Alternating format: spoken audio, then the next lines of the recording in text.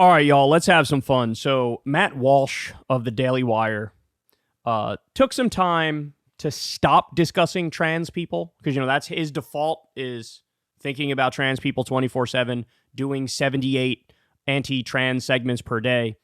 That's his thing. But he decided to take some time away from that to focus on really serious issues. So I know what you're thinking. Well, obviously the most important issue right now is that there's a genocide in Gaza, that Israel has killed 14,000 children, 33,000 civilians. They barely go a day without bombing a school or a hospital or a UN building or Doctors Without Borders, as they just did yesterday. So he's going to focus on that, right? Because it's a super important issue. What's that? Oh, no. Okay. He got really mad at the Ice Spice song about farting.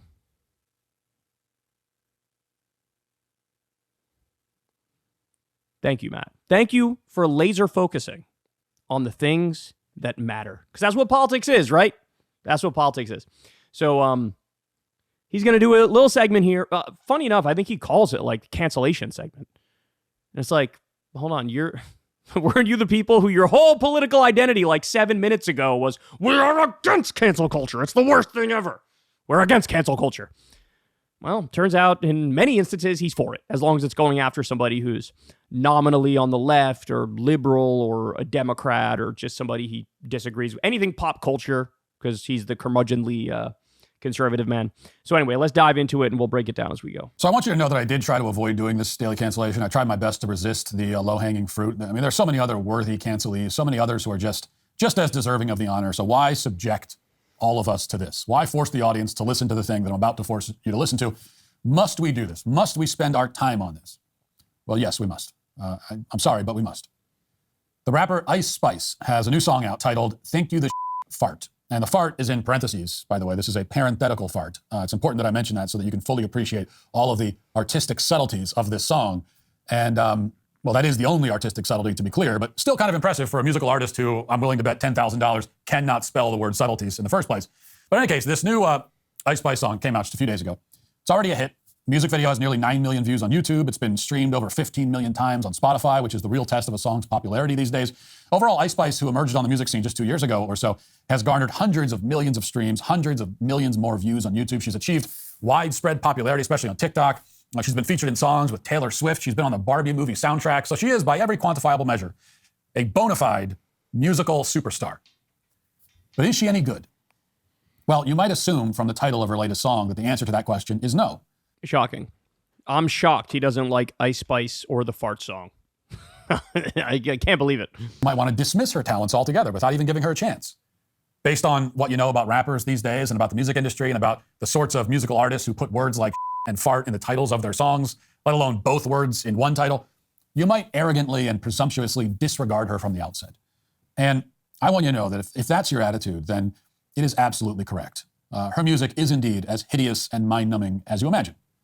This 45-second clip of her performing her latest track at the Spotify Best New Artist event should be enough to prove the point. Here it is. I can't. Unfortunately, we're going to have to skip past this part because we'll get knocked on copyright. OD if we play that. But the lyrics are like, think you the shit, you not even the fart. Anyway, he'll give you more of the lyrics here, but let's keep going. Dystopian future where average IQ scores have plummeted well below room temperature and America. Oh, what he says is that, Idiocracy is basically a documentary, and this proves it. Culture has become so crass and stupid that, for example, the biggest hit reality show in this universe is called Ow My Balls, and it features a guy getting hit in the balls by various objects. That would do well today. I'm not going to lie. It is true that reality TV is like, it is like, it's as trashy can be. And everybody knows that. It's always, reality TV has always been like that, right? It's a way for the networks to save money so they don't have like well-written shows with great actors. They're like, let's hire a bunch of schlubs from nowhere, throw them in a house together and watch them fight each other and fuck each other and all the drama, and people will like watch it. That's what reality shows came out of. It was the networks wanting to save money. Shocker! Like almost like capitalism is at the heart of whatever sort of negative issues are affecting our culture. I can't believe it. The only thing that Idiocracy got wrong is that it predicted things would get that dumb in 500 years. But instead, it took less than 20. In fact, a song called Think You the Fart sounds like it's taken directly out of the Idiocracy screenplay. We have reached our futuristic idiot dystopia, and we didn't even need a time machine to get there. Now, it goes without saying that the lyrics of this new Ice Spice song are so juvenile and witless that simply listening to them causes brain damage. Popular music has gotten so dumb that exposure to it causes actual concussion symptoms. We all now probably have CTE just from watching that clip. And I don't mean to belabor the point, but just to make it clear, here are some of the lyrics of this song in case you couldn't understand what she was babbling about. I love this. I hope everybody send this video to RM Brown because he's about to read the Ice Spice lyrics. And we need a drop on the RM Brown YouTube channel of him reading these lyrics. It's too good. I said 400 bands. I said 400 bands just to do my little dance. I'm a brand. I'm a baddie. I get what I want. All in Balenci. I look like a bum. I got the jaddy. The jaddy? Is that what Miss Mom? Jaddy? He just want to hump. Walk through and start shaking my hips. I'm a dip when I stack all my chips. Walk through and start shaking my hips. That might be the one, RM. Strip a dummy. I want the whole fit. I got a French N-word sending me tips. Thank you the you're not even the fart. I be going hard. I'm breaking their hearts. Be quick, but I'm quicker. Be thick, but I'm thicker. Bitches be quick, but I'm quicker. Bitches be thick, but I'm thicker. Matt Walsh saying the thicker line. We love it. She should be rich, but I'm richer.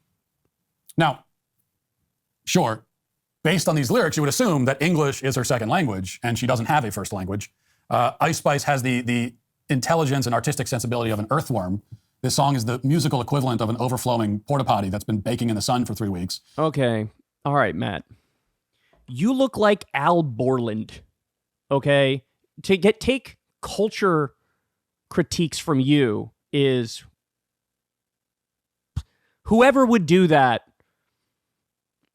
Let's just say they don't have it.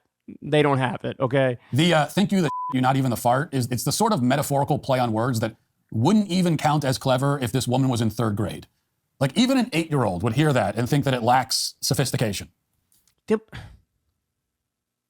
right, Matt, I'm pretty sure the song is not supposed to be sophisticated. It's supposed to be funny. It's supposed to be like a parody of itself. That's the point. Think you the shit, you not even the fart. That's like a joke. It's like a jokey song. That's the point of it. It's like, what do you want? What do you want? You want us to re-release Mozart every month and all sit there with our fucking monocles on and our top hats? Yeah, very sophisticated, yes. Whole thing is so vapid and stupid and meaningless that you can't listen to it for very long before plunging into despair. I mean, listening to this kind of music is like staring into the abyss.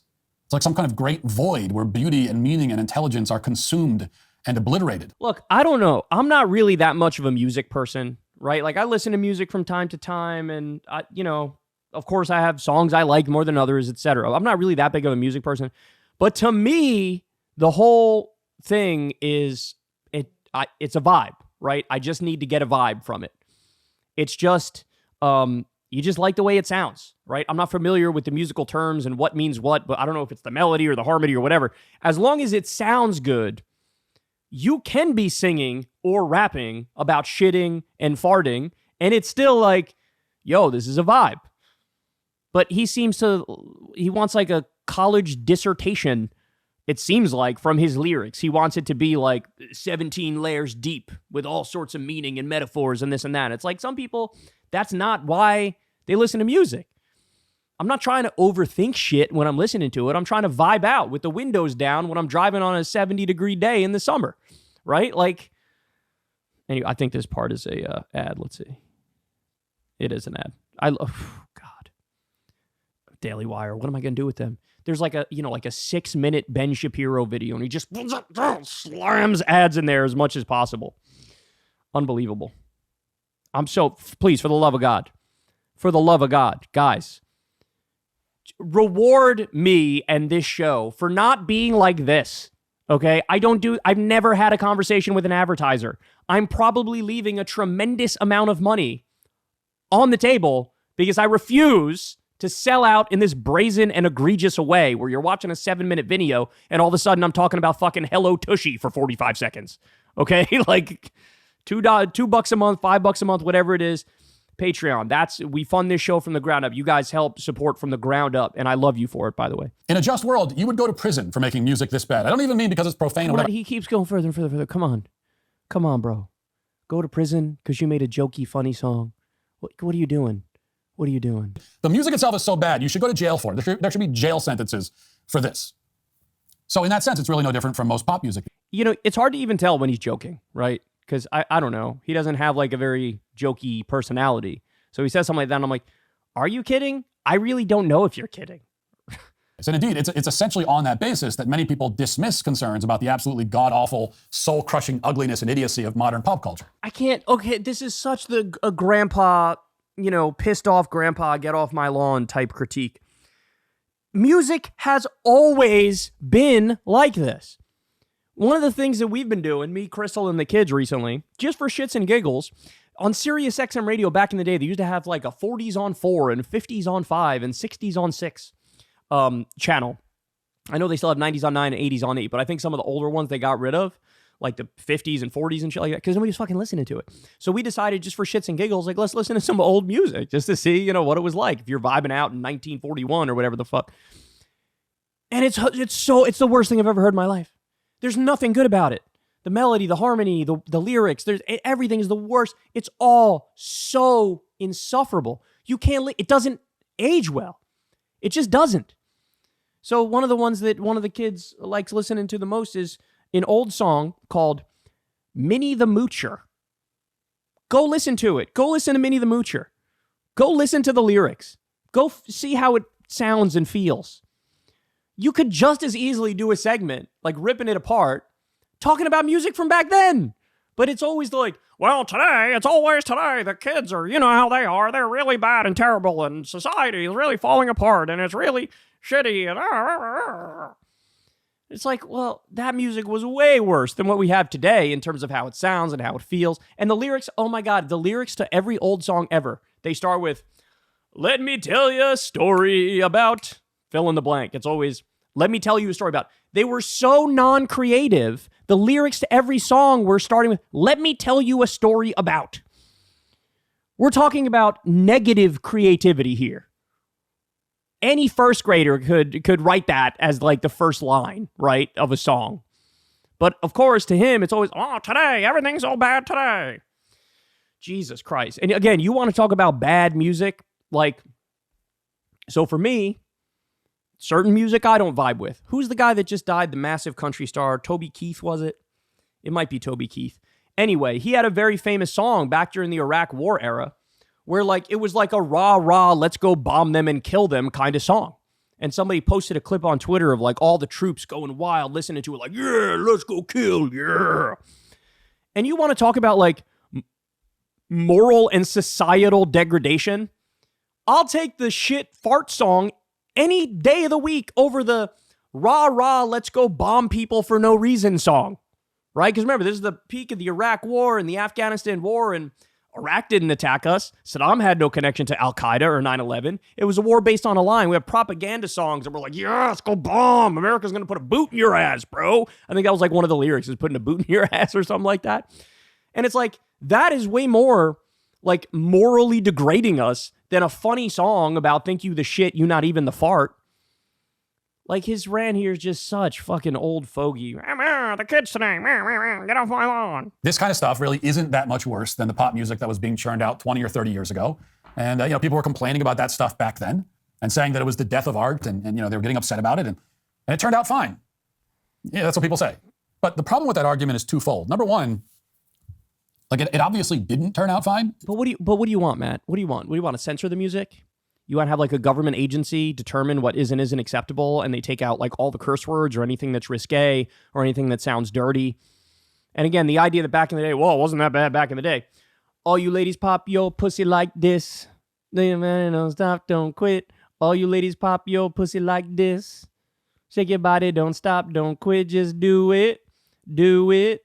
Do it, do it, do it now. Lick it good. Suck this just like you should. That came out in what? 2001-ish, maybe? Listen, if we go back and go through it, for every decade, I could give you some shit that's dirty as fuck or that's funny as fuck. And he's acting like it's unique to now and we should do something about it. Like, what do you want to do about it? Do you want to be the official government censor who determines what is and isn't acceptable? Is that what you want to do? Because if you had your way, we probably would only hear songs like Minnie the Moocher or that song about bombing brown people. The people who were making those kinds of critiques of music and pop culture 30 years ago have obviously been absolutely vindicated. No, they haven't. They were worried that American culture was headed over a cliff. They saw the signs. Everybody ignored them when they talked about this, and they were proven correct on every point. But what is the point of music? If the point of music is to just get a vibe, which is what it is to me, then whatever about the lyrics, right? I'm not saying you can't have certain stations that these are kid-friendly and these other ones are not kid-friendly. That's all fine and dandy. But what do you want out of your music? What do you want out of your music? Called church ladies of the 80s and 90s that were so upset about pop culture back then, they have been, again, vindicated. Yeah, but what they were calling for was banning rap music. Banning rap. Remember? It was like Tipper Gore, and there was the whole panic of oh my God, they said fuck the police. So you wish they won? You wish they won. You want them to be able to eliminate genres based off how they feel about it. Well, again, by that logic, why can't we take... If I was emperor for a day and I had to pick one of the genres to ban, I'm probably going to ban country, and then you would be pissed at that. But guess what? I'm not like you. I don't actually want to be an authoritarian, censorious freak, and I don't want to pick genres to ban. But apparently you do, because you're saying these people were right. They were trying to get, like, rap music banned. Gee, it's all like, my tastes are good and high quality and sophisticated, and yours are bad and stupid and wrong and destroying society. Perhaps more than any group in history has ever been vindicated. In fact, if you were to go back in time to 1987 and find a church lady complaining about pop culture at that time, and you were to play a clip of this Ice Spice song performing, the fart song for the church lady, she would say, yes, see, exactly. That's exactly where I thought this was leading. Okay. It was less than a year ago that guys like Matt Walsh would cloak themselves in the notion of we're the free speech warriors. We're in favor of freedom of expression and freedom of speech and the First Amendment. And that's what we're all about. That's what the conservatives are all about. And then now here's because he doesn't like a song, here's a long diatribe about how our culture has been totally destroyed and the church ladies were right and we should have done something about this. And the only logical conclusion is you would like to have some sort of official censorship process where certain things can't become part of popular culture because you decided you don't like them, they're too risque, they're too dirty, they're too this, they're too that. Fuck off, Matt Walsh. Fuck off. Okay, and like I said, let's be serious here. My Neck, My Back is a banger. That beat hits, all right? And I'm not listening to it because I want to... It's not like I'm reading Immanuel Kant when I'm listening to Kaya, right? And when people listen to Ice Spice, it's not like they're looking for, a John Rawls dissertation on liberty. That's not what it is. It's a totally different category. But look, at the end of the day, he's the fun police. He's the fun police. So, I don't know if that's your thing, by all means, but it's hard for me to take any sort of cultural advice from the dude who looks like Al Borland. All right, guys, that's the show. I love y'all very much. Thank you for listening. Everybody, please subscribe to the channel. Helps out massively. It doesn't cost you anything. Please click the like button, click that bell icon so you get a notification every single time a video drops. This week on KKF, we have Mark Lamont Hill talking Israel. Really looking forward to that. He's been really great on this issue. And that's all I got. You could, of course, support the show on Patreon or support Crystal Kyle and Friends on Substack or tip on YouTube. That's all very, very appreciated. And everybody have a great rest of your day, and I'll talk to you tomorrow. Hey, y'all, do me a favor and like and subscribe. It helps out big time in the algorithm. Click the bell as well for notifications when videos drop, and watch that video on screen right now. You know you want to.